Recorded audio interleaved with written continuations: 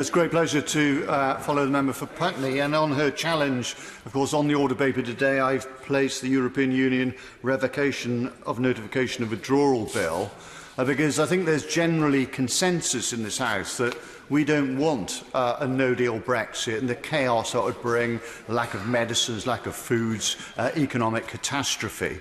And therefore what the bill says in essence is that a deal should be voted on here. If it's agreed, it should be subsequently voted on by the people. And if it's agreed, we should go merrily along that Brexit route. But if it isn't agreed, we should remain in the EU. And therefore, if it isn't agreed, there would be the revocation of Article 50.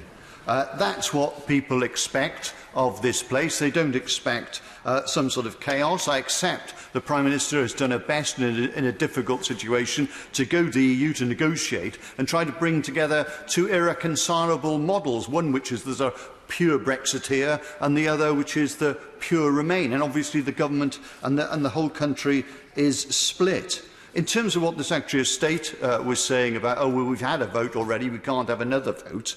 I mean, the simple fact is, if the Secretary of State went to a restaurant and ordered a steak and a bit of chewed-up bacon arrived, he would think he had the right to send that back, not for the waiter to say, oh, well, you know, you've ordered some food, eat it, there's no that's it. And the reality is, people were promised more money, more trade, more jobs, taking back control of migration, and it all sounded great. And I can imagine a lot of sensible people voting for that. But what's been served up is a situation where there isn't more money. We've got the £40 billion divorce bill. We've talked about the reduction in the economy. We haven't got more control. The ministers have taken a lot of the control so they can reduce environmental protections or workers' rights in the future below EU minimum standards. We will still, in the deal, have to abide by the rules laid down by Europe. So we haven't taken back control at all. I will.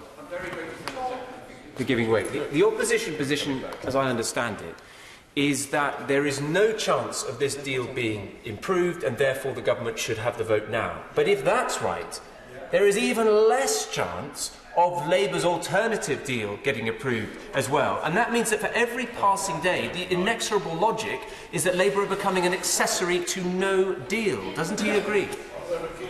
I've got to say my own view is Brexit is both a betrayal of conservatism because we're withdrawing from the most well-constructed market in the world, and it obviously denies the union because any Brexit will mean an open border which has got open migration and products moving. So ultimately, if we have open migration, that won't work. If we have a hard Brexit, we'll have a hard border. In terms of the Labour Party, I think Brexit is a betrayal of socialism because basically it will mean a smaller cake that we'll want to divide more equally, and it will leave a future Tory government to basically undermine EU standards and workers' rights and environment in the future. So I'm making no apology. I'm against Brexit. I always was, and I want a people's vote because now people's eyes have opened to the fact that this is an absolute nightmare. They voted for the steak, they got the bacon, and they don't want it. They want to stay with what they had before. What's more, in terms of the EU Withdrawal Act itself, what it does is empowers the Prime Minister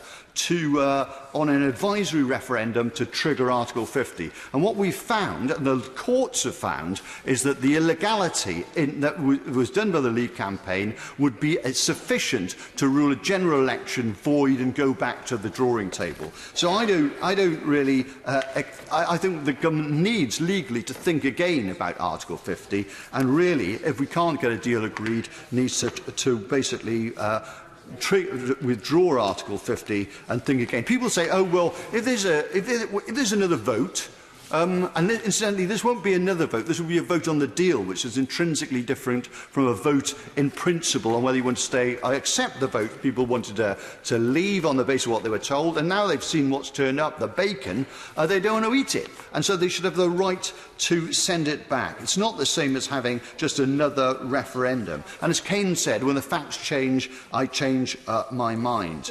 And people say, well, what if we lost the vote? We'll have another vote, and we lost the vote. Well, we've already lost. Britain will lose if we Brexit. What about the anger? People say, well, lots of anger. Well, obviously there'll be some anger, but what people have been told, people have made poorer and poorer by the Conservative government since 2010. Then they've been told, oh, you vote for Brexit, we'll get rid of the foreigners, you'll have a better job, better services and all the rest, and they'll have less, they'll be poorer again. There won't be anger, they'll be massively enraged. And we are walking slowly along the road to fascism. That's what happened in this country. As we are faced the choice, we face a choice between impoverished and isolated, going down a darkened tunnel with no apparent ending, or see the future and basically go back to the sunny uplands, join the EU again, give the people the choice on what to do, and basically create a better, stronger future for all our children. We are at a moment in history, Madam Deputy Speaker, and which of those choices we choose, whether we give the people a vote or not, our children will either condemn us in the future for condemning them, or will thank us for giving the opportunity to give them the choice for their future that will go on and on and on in a much better world we can all share, in a world in which we can defend our shared values of human rights, democracy and the rule of law, or be cast aside, be much weaker and found those values in an uncertain world under attack.